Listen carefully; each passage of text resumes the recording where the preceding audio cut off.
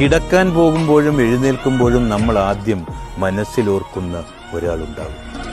ഒന്നുകിൽ അയാൾ നമ്മുടെ സന്തോഷത്തിന്റെ കാവൽക്കാരനായിരിക്കും, അല്ലെങ്കിൽ അയാൾ നമ്മുടെ സങ്കടത്തിന്റെ കാരണക്കാരനായിരിക്കും. മൗനത്തിന് മനോഹരമായ മറ്റൊരു വശമുണ്ട്. തമ്മിൽ മിണ്ടിയില്ലെങ്കിലും പോകുന്ന വഴി മുതൽ ഒരാളിലെ നിഴലനക്കം പോലും അതിസൂക്ഷ്മമായി നിരീക്ഷിക്കുന്ന, മുറിയാത്ത സ്നേഹത്തിന്റെ കാമ്പും കരുത്തുമുള്ള അതിമനോഹരമായ ഒരു വശം. ചില സമയത്ത് നാം ആഗ്രഹിക്കുന്ന ഏകാന്തതയ്ക്ക് നമ്മുടെ ജീവനെ നിലനിർത്താനുള്ള കഴിവുണ്ട്. എന്നാൽ ആഗ്രഹിക്കാത്ത ഏകാന്തത ചിലപ്പോൾ ജീവൻ എടുക്കുകയും ചെയ്യും. എല്ലാ കാത്തിരിപ്പിനും ഒരു കാരണമുണ്ടാകും. നഷ്ടബോധത്തിലാകാം, വിരഹവേദനയിലാകാം, സ്നേഹ തീഷ്ണതയിലാകാം. കാരണങ്ങൾ സന്തോഷത്തിലും ദുഃഖത്തിലുമൊക്കെയാകാം. ആഗ്രഹിക്കുകയും കാത്തിരിക്കുകയും ചെയ്യുന്ന നിമിഷങ്ങളാണെന്ന് ജീവിതത്തിലെ ഏറ്റവും സന്തുഷ്ടമായ